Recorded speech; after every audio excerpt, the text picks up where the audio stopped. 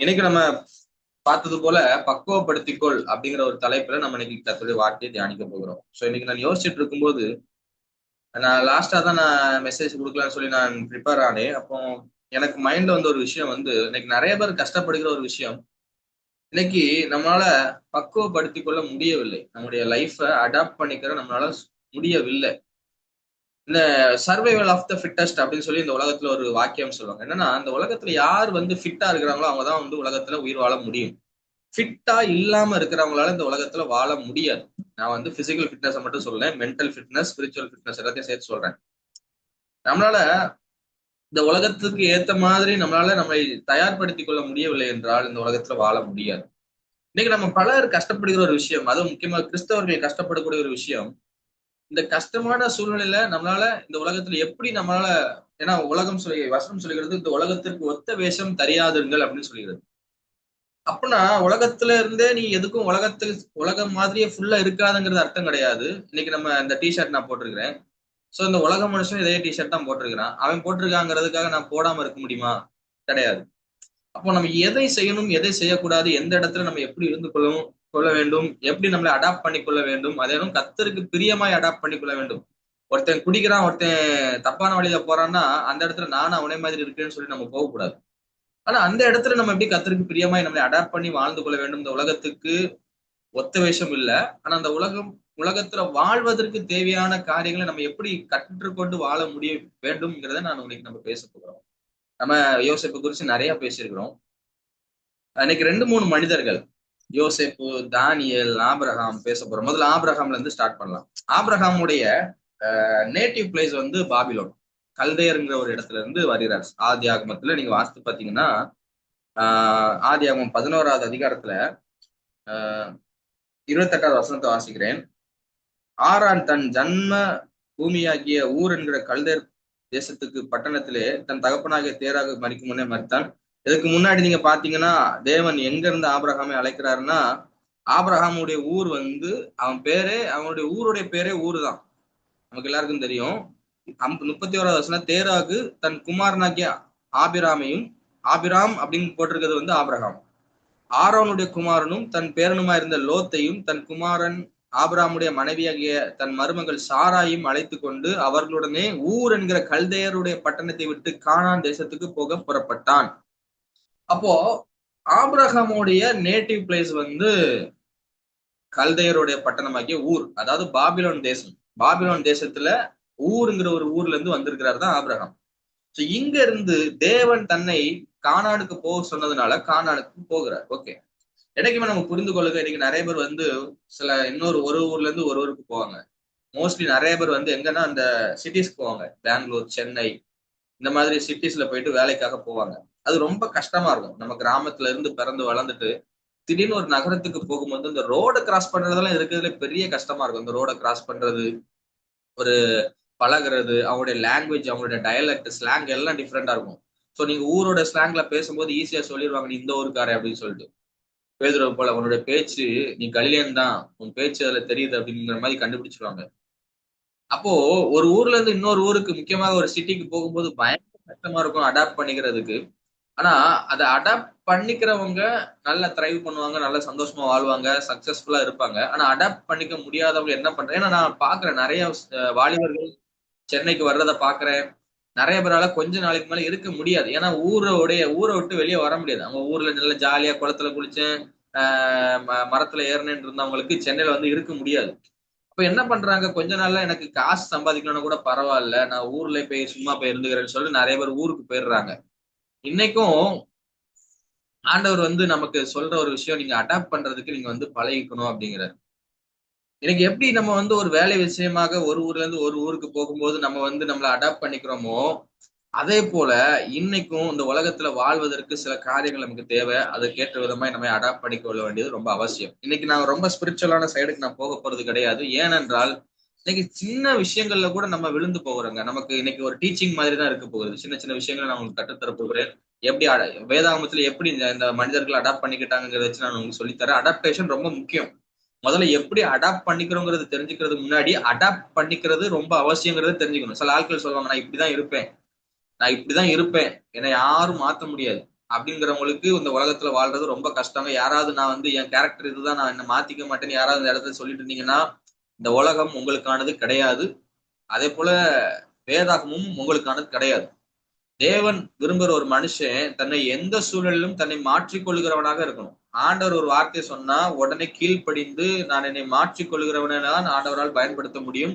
அதே போல இந்த உலகத்துல யார் யார் தங்களை திருத்தி கொள்ள மாற்றிக்கொள்ள தயாராக இருக்கிறார்களோ அவர்களால் மட்டும்தான் இந்த உலகத்துல வாழ முடியுமே தவிர மற்ற எல்லாரும் கஷ்டப்படுவார்கள். அது யாரா இருந்தாலும் சரி, நீ எவ்வளவு ஜெபம் பண்ற ஆளா இருந்தாலும் சரி, நீ தலைகள் நின்று பைபிள் வாசிக்கிற ஆளா இருந்தாலும் சரி, உன்னுடைய சூழ்நிலைக்கு ஏத்த மாதிரி உன்னை மாற்றிக்கொள்ள முடியவில்லை என்றால், நீ பக்குவப்பட முடியவில்லை என்றால் உன்னால இந்த உலகத்துல வாழ முடியாது. இன்னைக்கு அடாப்டபிலிட்டி வேணுங்க. இடத்துக்கு இடம் நம்ம மாறும்போது அதற்கேற்ற ஒரு அனுபவமும் அதற்கேற்ற விதமான ஒரு பக்குவமும் நமக்கு வேணும். ஆபிரகாமை குறித்து தியானிச்சுட்டு இருக்கிறோம். ஆபிரகாம் பாபிலோன் தேசத்துல இருந்து கானான் தேசத்துக்கு வருகிறார். ஒரு ஊர்ல இருந்து ஒரு ஊருக்கு வரும்போது பயங்கரமான கல்ச்சரல் சேஞ்ச் இருக்கும். அங்க பேசுகிற பாஷைகள், முதல்ல பாஷை டிஃப்ரெண்ட். நம்ம தமிழ்நாட்டுக்குள்ளே ஒரு ஊர்ல இருந்து இன்னொரு ஊருக்கு போறதுக்கு நிறைய பேர் கஷ்டப்படுறாங்க. அதுவும் இந்தியாவுக்குள்ளன்னா இன்னும் கஷ்டம். ஃபாரின்லாம் போனீங்கன்னா பாத்தீங்கன்னா ரொம்ப கஷ்டம். ஏன்னா அவங்க சாப்பாடு முறைமை எல்லாம் மாறும். அப்ப ஆபிரகாம் ஊரை விட்டு வரும்போது அவனுக்கு எல்லாம் கஷ்டமா இருந்திருக்கும். சொந்தக்காரங்க ஊர்ல நிறைய பேர் இருந்திருப்பாங்க. இப்ப புதுசா ஒரு ஊருக்கு போகும்போது யாருமே சொந்தக்காரங்க கிடையாது. அங்க டிஃப்ரெண்டா சாப்பிட்டு இருப்பாங்க, இங்க டிஃப்ரெண்டான சாப்பாடு. அங்களுடைய கால சூழ்நிலை டிஃப்ரெண்டா இருக்கும். அங்களுடைய வெயில் அடிச்சிட்டு இருக்கோம், இங்க திடீர்னு மழை பெய்யும். இப்படி இத்தனை விஷயங்களை அவன் மாத்தி கொள்ள வருவது ரொம்ப கஷ்டம். அப்ப ஆபிரகாம் நினைச்சிருந்தா என்ன சொல்லியிருந்திருக்கலாம், ஆண்டவரே எனக்கு எங்க ஊர்லயே எனக்கு ஏதாவது ஒரு சுதந்திரத்தை கொடுங்கப்பா, எதுக்கு ஆண்டவரே சம்பந்தம் இல்லாத ஊர்ல கொண்டு போய் என்ன ஆசீர்வதிக்கிறேன்னு சொல்றீங்க, எனக்கு பாபிலோன் தேசத்துல உங்களால ஆசீர்வதிக்க முடியாதா அப்படின்னு ஆபிரகாம் மட்டும் கானானுக்குள்ள போகாம தன்னை மாற்றிக்கொள்ள கானான் தேசத்துக்கு ஏற்ற விதமாய் தன்னை மாற்றிக்கொள்ளாமல் இருந்திருந்தார் என்றால் ரொம்ப கஷ்டம். இன்னும் இந்த பாபிலோன் தேசத்தை குறிச்சு சொல்ல போனீங்கன்னா இந்த மெசோபொட்டாமியா அப்படின்னு சொல்லி நீங்க கேள்விப்பட்டிருக்கீங்க. ஸ்கூல்ல எல்லாம் படிக்கும்போது இந்த மெசோபொட்டாமியா கல்ச்சர் அப்படின்னு சொல்லி நீங்க நிறைய கேள்விப்பட்டிருக்கீங்க. ஆபிரகாம் கிட்டத்தட்ட அந்த இடத்துல இருந்து வந்தவர் தான். அப்போ அந்த மெசோபொட்டாமியா கல்ச்சருங்கிறது வந்து ரொம்ப அட்வான்ஸ்டானவங்க. இன்னைக்கு நமக்கு கீழடியில தமிழ்நாட்டுல கீழடி கல்ச்சர் பேசிட்டு இருக்கோம். அவங்க எல்லாம் பல ஆயிரம் வருடங்களுக்கு முன்பதாகவே சிவிலைஸ்ட், அதாவது நாகரிகம் உள்ள ஜனங்கள். ஆபிரகாம் வாழ்ந்த பாபிலோன்ல நாகரிகம் உள்ள ஜனங்கள். அங்கெல்லாம் இப்ப யோசிச்சு பாருங்க. இன்னைக்கு வந்து நீங்க சென்னையில இருக்கிறீங்க, நமக்கு இங்க டாய்லெட்ஸ் இருக்குது, நல்ல ரெஸ்ட் ரூம்ஸ் இருக்குது, நல்லா இருக்குது. இதே திரும்பி சம்மந்தம் இல்லாத ஒரு குக்கிராமத்துக்கு போனீங்கன்னா அங்க ரெஸ்ட் ரூம் இருக்காது. அது வந்து ஓப்பன் பிளேஸ்ல போற மாதிரி இருக்கும். எத்தனை பேரால அதை அடாப்ட் பண்ணிக்க முடியும்? ஆபிரகாமுக்கு அப்படிதான் இருந்திருக்கும் பாபிலோன்ல இருந்து கானானுக்கு வரும்போது. சோ அது பயங்கரமான ஒரு கல்ச்சரல் சேஞ்சா இருக்கும். இன்னைக்கு நம்ம ஒரு இடத்துல இருந்து இன்னொரு இடத்துக்கு போகும்போது அதுல பயங்கர டிஃபிகல்டிஸ் இருக்கும். நம்மளால மேனேஜ் பண்ண முடியாத அளவுக்கு அங்க பிரச்சனைகள் இருக்கும். ஆனா அந்த சூழ்நிலைகளுக்கு ஏற்ற விதமாக நம்ம அடாப்ட் பண்ணிக்கொள்ள வேண்டும். இல்லை என்றால் அந்த சூழ்நிலைகளுக்கு ஏற்ற விதமாக அந்த இடத்த அடாப்ட் பண்ணணும், அந்த இடத்த மாத்தணும். இந்த ரெண்டுல ஏதாவது ஒரு விஷயத்த நம்ம செய்யலைன்னா இந்த உலகத்துல நம்மளால வாழ முடியாது. எத்தனை பேருக்கு நான் சொல்ல வருகிறது புரியாதுன்னு தெரியல. நான் யோசேப்பை குறிச்சு பேசுகிறேன். யோசேப்பு வீட்டுல செல்ல பிள்ளையா வளர்ந்த ஒரு மனுஷன். இன்னைக்கு நிறைய பேர், நான் சொல்றேன், இன்னைக்கு நிறைய வாலிபர்கள் திருமணமானவர்கள் கஷ்டப்படுகிறதுக்கு காரணம் அவங்க அம்மா அப்பா கொடுக்குற சின்ன வயசுல கொடுக்குற செல்லம் தான். சிறு வயதிலேயே கஷ்டத்தை காட்டாமல் பிரச்சனையை உணர்த்தாமல் வளர்க்கிற பிள்ளைகள் பெரியவர்கள் ஆன போது இந்த சமுதாயத்திற்கு பாதிப்பாக இருப்பார்கள். இன்னைக்கு நான் கொடுக்குற மெசேஜ் கொஞ்சம் ஸ்பிரிச்சுவலா இருக்கிறது போல தெரியாது, ஆனால் நாம் ரொம்ப அவசியமா இருக்கிறதுனால சொல்றேன். சிறு வயதிலேயே பெற்றோர்களால் கண்டிக்கப்படாமல் இஷ்டத்திற்கு விடப்பட்ட பிள்ளைகள் பிற்காலங்களிலே சமுதாயத்துல ஒரு பிரச்சனையாக தான் இருப்பார்கள். சமுதாயத்துல அவங்களால எல்லாரோடும் ஒன்று வாழ முடியாது. இன்னும் கொஞ்சம் தெளிவா சொல்ல போனா கற்றுக் கொடுக்காமல் இஷ்டத்துக்கு விடப்பட்ட வசனம் சொல்லி தன் இஷ்டத்துக்கு விடப்பட்ட பிள்ளையை தன் தாய்க்கு வெட்கத்தை உண்டு பண்ணும் அப்படின்னு சொல்லி. அப்போ சரியாய் வளர்க்கப்படாதவர்கள் இந்த சமுதாயத்துக்கு ஒரு எதிரியாவே இருப்பாங்க. யோசேப்பு பாருங்க, செல்ல பிள்ளையா இருக்கிறான். ஆண்டவர் அவனுக்கு ஒரு ட்ரைனிங் கொடுக்குறாரு. அப்பா நீ செல்ல பிள்ளையா இருந்தா என் தரிசனத்தை உன்னால நிறைவேற்ற முடியாது. நீ உங்க அப்பாவுக்கு செல்ல பிள்ளையா இருக்கிற வரைக்கும் நான் உன் மேல வச்சிருக்கிற தரிசனம் நிறைவேறாது. அப்ப நான் என்ன பண்ண போறேன்னா உன்னை நான் கஷ்டத்துக்குள்ள உட்படுத்த போறேன். உன் கையில நான் விலங்கு போட போறேன். இவங்க அப்பா மடியில நல்லா தூங்கிட்டு இருக்கிற, நல்லா சாப்பாடு, உனக்கு வேலை சாப்பாடு கிடைக்கும். உங்க அப்பா பலவர்ணங்கிலாம் போட்டு நல்லா அழகு பார்த்துட்டு இருக்கிறாரு. உன் வஸ்திரத்தை மாற்ற போறேன். என்ன வஸ்திரத்தை கொடுக்க போறேன்? உனக்கு சிறைச்சாலையின் வஸ்திரத்தை கொடுக்க போறேன். ஏன் அந்த ஒரு அப்பா நீ ரொம்ப கெட்டு போயிருக்கிற, நான் உன்னை கஷ்டப்படுத்த போறேன். ஏன் ஆண்டவரை கஷ்டப்படுத்துறீங்க? உன் மேல வச்சிருக்கிற தரிசனம் பெருசு.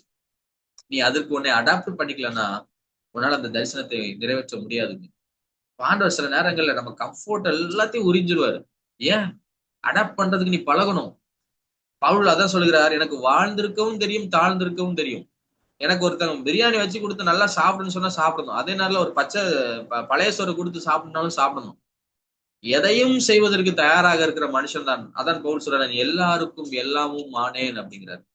இன்னைக்கு நமக்கு அந்த ஒரு மனசு இல்லைங்க. அதனாலதான் நமக்கு சுவிசேஷம் சொல்ல முடியல. அதனாலதான் ஊழியத்தை திறம்பட செயல்படுத்த முடியல. இன்னைக்கு ஊழியக்காரங்கள் ஊழியம் செய்ய முடியாததுக்கு காரணம், சூழ்நிலைகளுக்கு ஏத்த விதமாய் நம்மளால அடாப்ட் பண்ணிக்க முடியல.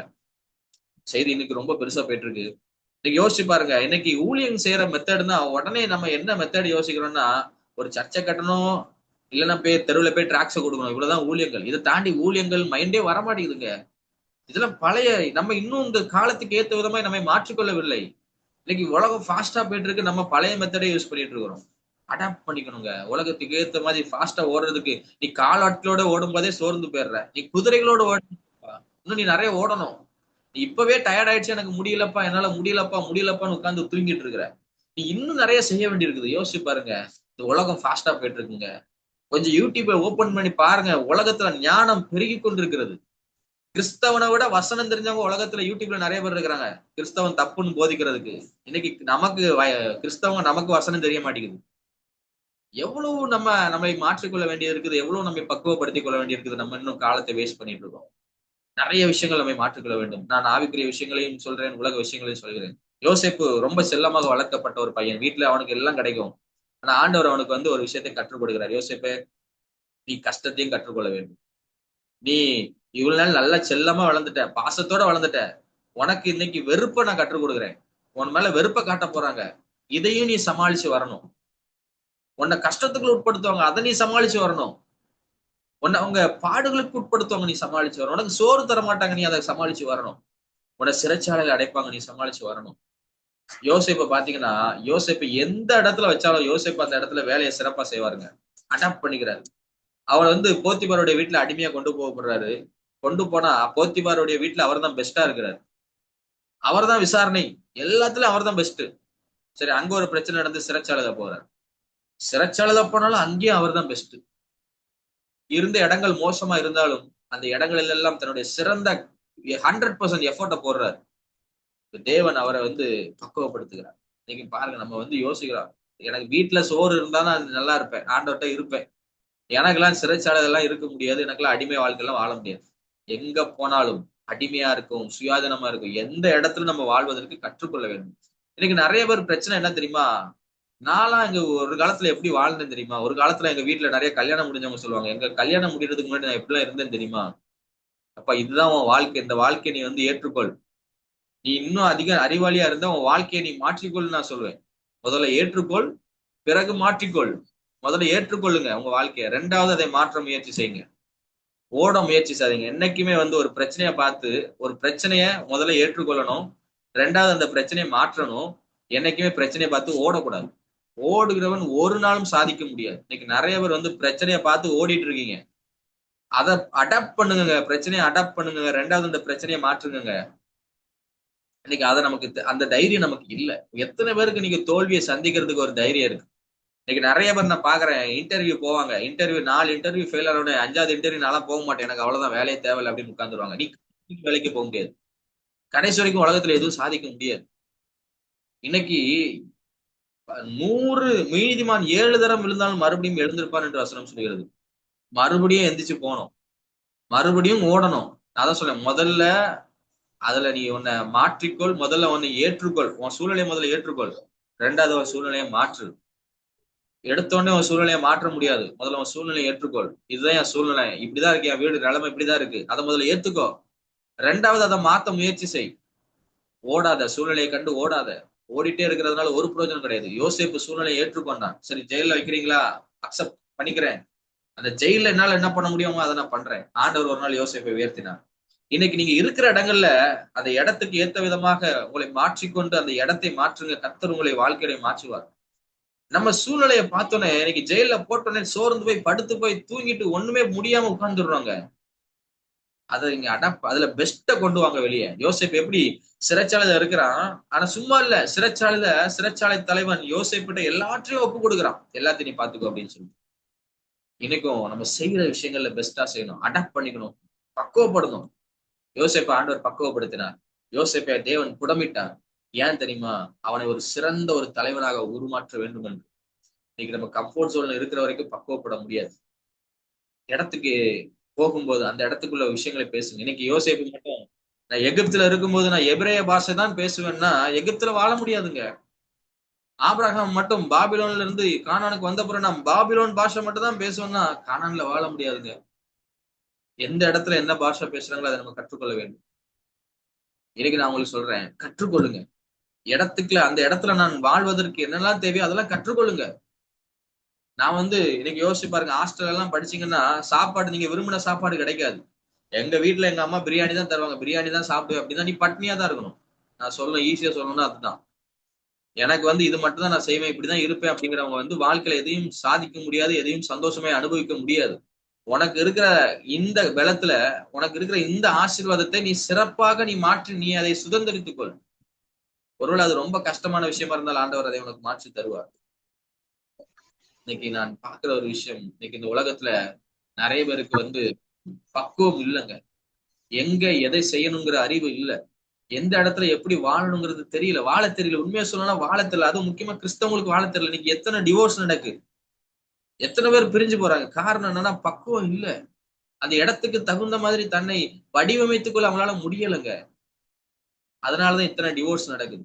ஆண்டவர்கிட்ட ஞானத்தை கேட்க, ஆண்டவரே எனக்கு ஞானத்தை கொடுங்கப்பா, எனக்கு எந்தெந்த இடத்துல என்னென்ன பேசணும், யார்கிட்ட எப்படி பழகணுங்கிற ஞானத்தை கொடுங்கன்னு கேளுங்க. இன்னைக்கு தாவீதை குறித்து வசனம் சொல்கிறது, தாவீது காரிய சித்தி உள்ளவன், யோசேப்பு காரிய சித்தி உள்ளவன். அவனோட இடத்துக்கு அனுப்புன அவன் தெளிவா மேட்டரை முடிச்சுட்டு வருவாங்க. காரிய சித்தி நமக்கு வேணும். இன்னைக்கு அந்த காரிய சித்தி நமக்கு இல்ல. யோசேப்பு காரிய சித்தி உள்ளவனா இருக்கிறதுனாலதான் அவனுக்கு பொறுப்புகள் கொடுக்கப்பட்டுச்சு. தாவீது காரிய சித்தி உள்ளவனா இருந்ததுனாலதான் அவனை தேவன் தேசத்துக்கு ஒரு ராஜாவாய் மாற்றுகிறார். இன்னைக்கு இந்த பக்குவம், அந்த காரிய சித்தி இல்லாம, இந்த பக்குவம் நமக்கு இல்லாம இந்த உலகத்துல நம்மளால எதுவும் பண்ண முடியாதுங்க. நீங்க நல்லா ஜபிக்கிறவங்களா இருக்கலாங்க, ஒன்றும் தப்பு கிடையாதுங்க. ஆனா ஞானம் இல்லாம, பக்குவம் இல்லாம இந்த உலகத்துல ஒண்ணுமே சுதந்திரிக்க முடியாதுங்க. இந்த சுதந்திரம் நமக்கு வேணும், இந்த பக்குவம் நமக்கு வேணும். ஆண்டோட ஜோமனில இன்னைக்கு ஆண்டோட கேளுங்க, ஆண்டவர் எனக்கு பக்குவம், எனக்கு எனக்கு யாருக்கு பக்குவம் வரும்னு நான் சொல்லவா? யாருக்கு பக்குவம் வரும்னா, கிரிட்டிசிசம் அக்செப்ட் பண்ணிக்கிறவங்களுக்கு தான் பக்குவம் வரும். தங்களிடத்துல ஒரு குறைவு இருக்கிறதை இன்னொருத்தவங்க சொல்லும் போதோ, இல்ல யாரோ ஒருத்தர் சொல்லும் போதோ, நமக்கு தெரியும் போதோ அதை அக்செப்ட் பண்றவங்களுக்கு தான் பக்குவம் வரும். இல்ல நான் கரெக்ட், நான் செய்யறதெல்லாம் கரெக்ட் அப்படின்னு நீ சொல்லிட்டு இருந்தனா கடைசி வரைக்கும் உனக்கு பக்குவமே வராது. அடுத்தவங்க சொல்ற கிரிட்டிசிசம், அது ஒருவேளை உங்களை பத்தி தப்பா சொன்னாங்கன்னா விட்டுருங்க, யோசிங்க. எதுக்கு இந்த கிரிட்டிசிசம் என் மேல வச்சாங்க, எதுக்கு என்ன இப்படி தவறா பேசினாங்கிறது யோசிங்க. உங்க மேல தவறு இருந்துச்சுன்னா அதை ஏற்றுக்கொள்ளுங்க. யாரெல்லாம் இதை ஏற்றுக்கொள்ளுகிறீங்களோ, உங்கள்கிட்ட இருக்கிற குறைவுகளை நீங்க கண்டுபிடிக்கிறீங்களோ, நீங்க தான் பக்குவம் அடைய முடியும். கடைசி வரைக்கும் நான்லாம் ஒரு தப்பு பண்ணலங்க, நான்லாம் கரெக்ட், நான் செய்யறதெல்லாம் கரெக்ட் தான், நான் அப்படிலாம் பண்ணவே இல்லை அப்படின்னு சொல்லிட்டு இருந்தீங்கன்னா கடைசி வரைக்கும் இந்த பக்குவம் வராது. பக்குவப்பட வேண்டும் என்றால் தவறுகளை அடுத்தவங்க சுட்டி காட்டும் போது அதை ஏற்றுக்கொள்கிற மனது வேணும். இதுதான் முதல் படி. இதை செஞ்சீங்கன்னா ஆண்டவரும் உங்களுக்கு உணர்த்துவார். ஆண்டவர் நிறைய பேருக்கு அவருடைய தவறை உணர்த்த மாட்டார். ஏன் உணர்த்த மாட்டார்னா, நீ சொன்னா கேட்க மாட்டேன், அதனால அவனுக்கு சொல்றது வேஸ்ட் அப்படின்னு நிறைய அவருடைய மனசாட்சி கல்லா மாறிடுச்சு ஆண்டவர் உணர்த்தாததுனால. அவங்க என்ன நினைச்சுக்கிறாங்க, நம்ம செய்யறதெல்லாம் கரெக்ட் தான் போல அப்படின்னு அவங்களா செஞ்சுப்பாங்க. இன்னைக்கு ஆண்டவர் உன்னை திட்டும் போது, ஆண்டவர் உன்னை கண்டிக்கும் போது நீ உன்னை ஒழித்துக் கொள்ளாதே. ஆண்டவரை திட்டும் போது ஆண்டவரே ஓகே, தாவீதை போல அடுத்தவங்க. இன்னைக்கு இது ரெண்டு விஷயம். தாவீதை நாத்தான் தீர்க்கதரிசி சொல்றாரு, நீயே அந்த மனுஷன் பெரிய பாவத்தை செஞ்சுட்டா, கர்த்தருக்கு விரோதமா தப்ப செஞ்சோனே தாவீது விழுந்து மன்னிப்பு கேட்கிறான். அதே போல இன்னொரு ராஜா யெரொபெயாம், அவனை ஒரு தீர்க்கதரிசி இதே போல அவன் செய்யறது தப்புன்னு சொல்லும் போது தாவீதை போல மன்னிப்பு கேட்காமல் என்ன செய்யறான்னா, கரத்தை நீட்டி அந்த தீர்க்கதரிசிக்கு விரோதமா அந்த தீர்க்கதரிசியை கொல்லுங்கன்னு சொல்றான். அவனுடைய கையை தேவன் மரத்து போக வச்சிட்டார், கை. அப்ப நீங்க பாருங்க, இன்னைக்கு அதே போலதான் நிறைய பேர் நம்மகிட்ட யாரோ ஒருத்தர் குறைய சுட்டி காட்டுறாங்கன்னா உடனே நம்ம அவங்ககிட்ட இருக்கிற குறைய சொல்லுவோம், நீ மட்டும் கரெக்டா அப்படின்னு. இப்போ உங்களுக்கு குறைய சொல்றாங்கன்னா நம்மகிட்ட இருக்கிற குறைய மாத்திக்கோங்க. அடுத்தவன் கண்ணில் இருக்கிறத நம்ம பார்க்க வேண்டிய அவசியம் கிடையாது. முதல்ல நம்மகிட்ட இருக்கிற குறைய நம்ம மாத்திக்கொள்வோம். இந்த குறைவை மாற்றுகிற ஒரு ஒரு ஒரு ஞானம் உங்களுக்கு வந்துருச்சுன்னா உங்க இருதயம் பக்குவப்பட ஆரம்பிச்சு. எனவே இந்த உலகத்துல பக்குவம் இல்லாம வாழ முடியாதுங்க. அது கிறிஸ்தவனா இருந்தாலும் சரி, அவிசுவாசியா இருந்தாலும் சரி, யாரா இருந்தாலும் சரி, பக்குவம் இல்லாத வாழ்க்கை இந்த உலகத்துல பக்குவப்படாமல் வாழ முடியாது. எனவே தயவு செய்து நான் உங்களுக்கு சொல்றேன், ஞானத்தை கேளுங்க ஆண்டவர்ட்ட. இந்த உலகத்துல ஒருவேளை நீங்க திருமணமானவர்களா இருந்தீங்கன்னா இந்த குடும்ப வாழ்க்கையை நடத்துறது எப்படின்னு கேளுங்க. ஒருவேளை நீங்க திருமணம் ஆகாதவர்களா இருந்தீங்கன்னா, உங்க வாழ்க்கையில உங்களை திருமணத்துக்கு தயார்படுத்திக் கொள்வதற்கு என்னெல்லாம் பண்ணணுமோ அதெல்லாம் ஆண்டவர்ட்ட கேட்டு செய்யுங்க. நீங்க யாரா இருந்தாலும் சரி, இந்த உலகத்துல இந்த பக்குவம் ரொம்ப அவசியம். நீங்க வேலை ஸ்தலங்கள்ல, நீங்க ரோபோட் மாதிரி சொன்னத அப்படியே செஞ்சுட்டேன் அப்படிங்கிறது பெரிய விஷயம் கிடையாது. யோசேப்ப நம்பி காரியத்த ஒப்பு கொடுத்தாங்களாம். இன்னைக்கு நம்ம ரோபோட் கிடையாதுங்க. நம்ம சொன்னத அப்படியே செஞ்சுட்டு வந்துட்டேன்னு சொல்றது கிடையாது. யோசேப்புட்ட ஒரு காரியத்த குடுத்தாருன்னா, யோசேப்பு எங்க, என்ன, எத செய்யணுங்கிறத தெளிவாய் செய்வார். தாவீதும் அப்படிதான். தாவீது போன இடத்துலலாம் ஞானவானாய் நடந்து கொண்டாராம். அப்போ எந்த இடத்துல என்ன செய்யணும், எப்படி செய்யணுங்கிறது ஞானம் நமக்கு வேணும். இந்த ஞானம் ஆண்டவர் நமக்கு தருவார். முதல்ல அந்த ஞானம் நமக்கு எப்படி வேணும் வரும் அப்படிங்கிறத தான் நான் சொல்லிட்டு இருக்கேன்.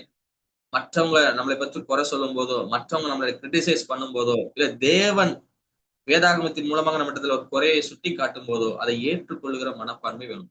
தப்பு பண்ணாதவங்க உலகத்துல யாருமே கிடையாது. இன்னைக்கு நான் ஒரு சில கேரக்டரை நான் பார்த்திருக்கிறேன். ஒரு சின்ன ஒரு குறைய சொல்லிட்டு அவங்களால அக்செப்ட் பண்ணிக்கவே முடியாது. நெறைய பேர் பார்த்திருக்கேன். ஒரு சில ஆட்கள் கிடையாது. நெறைய பேர் இருக்கிறாங்க இந்த மாதிரி.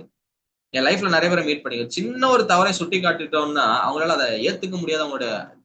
அவங்க மெல்டவுன் ஆயிருவாங்க. அப்படியே உருகிருவாங்க. ஐயோ! என்ன பத்தி இப்படி சொல்லிட்டாங்களேன்னு. அது பெரிய விஷயம் கிடையாதுங்க. தப்பு பண்ணாதவங்க இந்த உலகத்துல யாருமே கிடையாதுங்க. நான் நெறைய தப்பு பண்ணியிருக்கேன். நான் நெறைய தப்பு பண்ணிட்டு இருக்கேன். இங்க பார்த்து கொண்டிருக்கிற எல்லாரும் தப்பு பண்றோம். தப்பு பண்ணாதவங்க யாருமே கிடையாது. இயேசு கிறிஸ்துவை தவிர இந்த உலகத்துல தவறு செய்யாதவர்கள் யாருமே கிடையாது.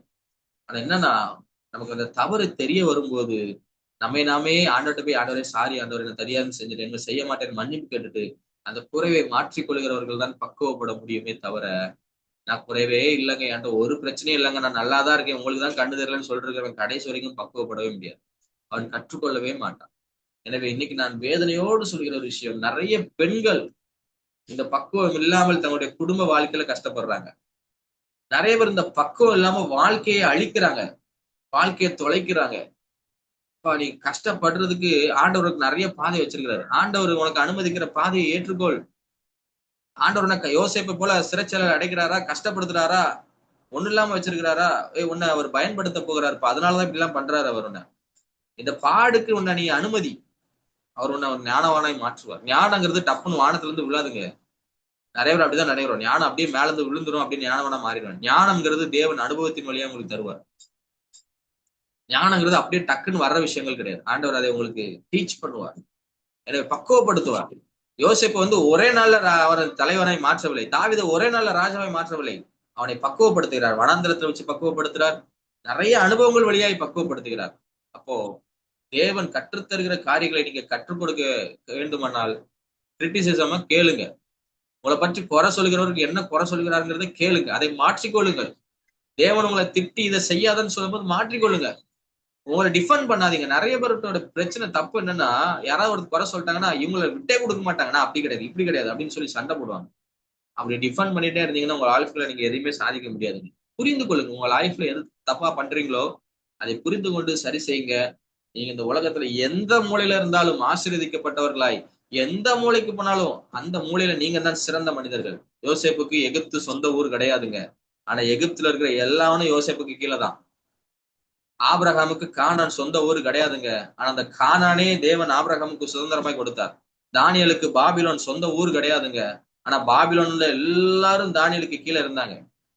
அப்போ இன்னைக்கு பாருங்க, நமக்கு இடம் முக்கியம் கிடையாது, சூழ்நிலைகள் முக்கியம் கிடையாது. தேவன் உங்க கூட இருந்தாருன்னா, தேவனுடைய ஞானம் உங்ககிட்ட இருந்துச்சுன்னா, இருதயத்துல பக்குவம் இருந்துச்சுன்னா, இன்னைக்கு எந்த மூலையில நீங்க போனாலும், எந்த ஆபீஸ்க்கு நீங்க போனாலும், எந்த நபரோடு உங்களுக்கு திருமணம் நடந்தாலும் அந்த இடத்துல நீங்க சந்தோஷமாய் நிம்மதியா உங்களால வாழ முடியும். இன்னைக்கு நபர்களை குறை சொல்றோம், என்னெல்லாமோ குறை சொல்றோம், சூழ்நிலைகளை குறை சொல்றோம், இடக்கிற வீட்டை குறை சொல்றோம், தேசத்தை குறை சொல்றோம். நான் மட்டும் அமெரிக்கால பிறந்திருந்தேன்னா இன்னைக்கு எப்படி இருந்திருக்கு எல்லாத்தையும் குறை சொல்றோம். எங்க இருந்தாலும் சரி, உன்ட ஞானம் பக்குவம் இருந்துச்சுன்னா உன்னால அந்த இடத்துல நீ தானியலின் காரியம் ஜெயமா இருந்தது போல உன் காரியம் ஜெயமாயிரும். தாவீதுடைய காரியம் ஜெயமா இருந்தது போல, யோசேப்புடைய காரியம் ஜெயமா இருந்தது போல உன் காரியமும் ஜெயமா இருக்கும். ஆண்டவர்ட்ட அந்த ஞானத்தை கேளு. ஆண்டவர் ஞானத்தை கேட்கும்போது அனுபவங்களை தருவார். அந்த அனுபவங்களை பொறுமையோடு சகித்துக் கொள்ளுங்க. ஆண்டவர் நிச்சயமா உங்களை பக்குவப்படுத்துவார். கர்த்தர் நல்லவர். இந்த வார்த்தையை ஆசீர்வதிப்பாராக. ஆமென்.